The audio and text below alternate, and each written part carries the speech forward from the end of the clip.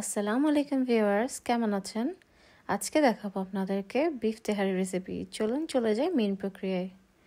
একটি বলে 500 গ্রামের মতো হাড় ছাড়া চর্বিযুক্ত গরুর মাংস নিয়ে নিয়েছি। এগুলোকে ধুয়ে নিয়েছি ম্যারিনেশন করার জন্য। এরপরে 3টি আলুকে আমি বিরিয়ানির আন্দাজ করে কেটে নিয়েছি। ম্যারিনেশনের জন্য প্রথমে দেব আদা বাটা, এরপরে দেব রসুন বাটা। পরিমাণটা আমি ডেসক্রিপশনে লিখে দিচ্ছি। এরপরে আমি টক দই, লবণ এবং গোলমরিচ একসাথে দিয়ে মিক্স করে রেস্টে দিয়ে দিচ্ছি আধা ঘন্টার জন্য। এরপরে একটি স্পেশাল মশলা রেডি করব, যার জন্য লাগবে এলাচ, গোলমরিচ, জায়ফল, জয়ত্রী, দারচিনি, তেজপাতা, কালো গোলমরিচ, লং। এগুলোকে তেলে গুঁড়ো করে নিতে হবে।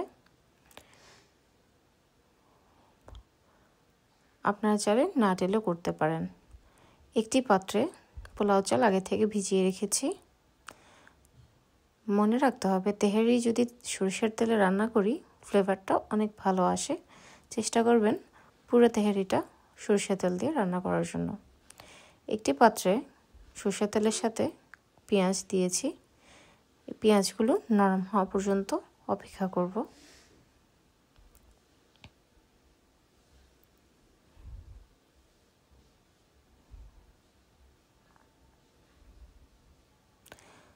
পেঁয়াজগুলো নরম হয়ে এসছে।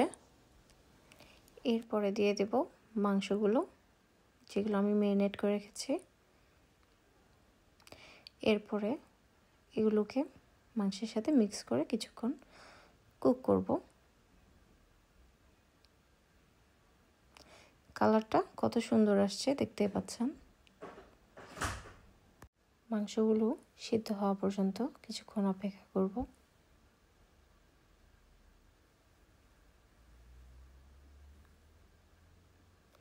এরপর দেব স্পেশাল তেহারি মশলা, যেটা আমি ব্লেন্ড করে নিয়েছিলাম, এবং এটি মিক্স করে দেব মাংসের সাথে।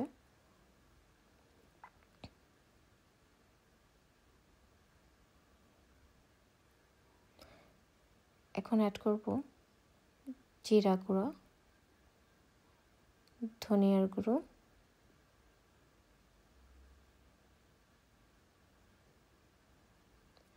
সাথে অ্যাড করব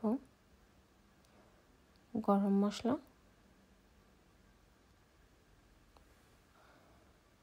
এবং কিছু ফালি করা কাঁচামরিচ।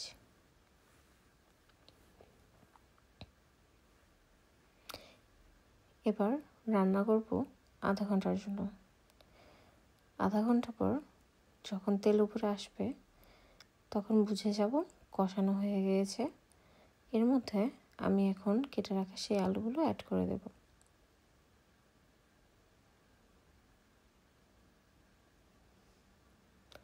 এরপরে আলু সিদ্ধ হওয়া পর্যন্ত অপেক্ষা করব।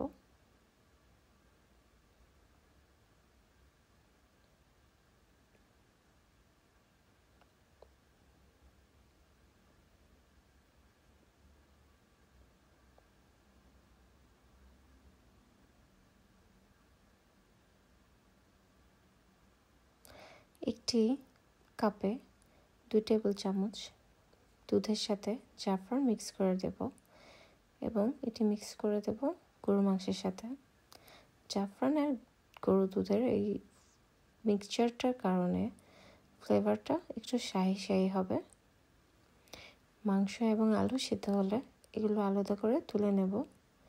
যে পানিটি থাকবে এই পানির মধ্যে আমরা পোলাও চালটা কষিয়ে নেব।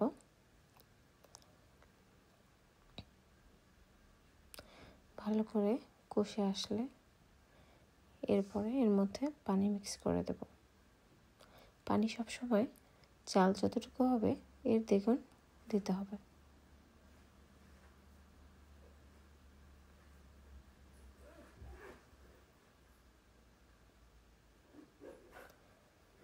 এই সময় একটু লবণটা চেক করে নিতে হবে।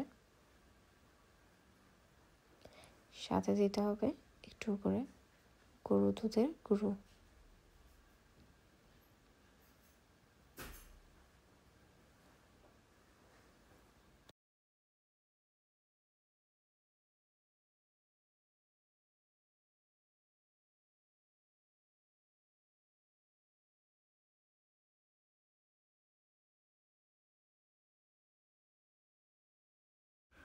রাইস সিদ্ধ হয়ে আসলে এর মধ্যে আলাদা করে তুলে রাখা মাংসটা দিয়ে মিক্স করে নেব।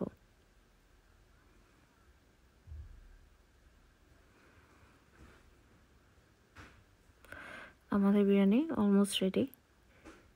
এর মধ্যে আর অ্যাড করা বাকি আছে আমার কেওড়া জল এবং গোলাপ জল। আপনারা চাইলে এই পর্যায়ে ঘি অ্যাড করতে পারেন। যদি আপনি একটু ঘির স্মেলটা পছন্দ করেন তাহলে অ্যাড করতে পারেন। আমি এখানে কেওড়া জল দিয়ে দিচ্ছি, সাথে দিয়ে দিচ্ছি গোলাপ জল। এরপরে আমি রাইসটিকে দমে রাখবো 10 মিনিটের জন্য।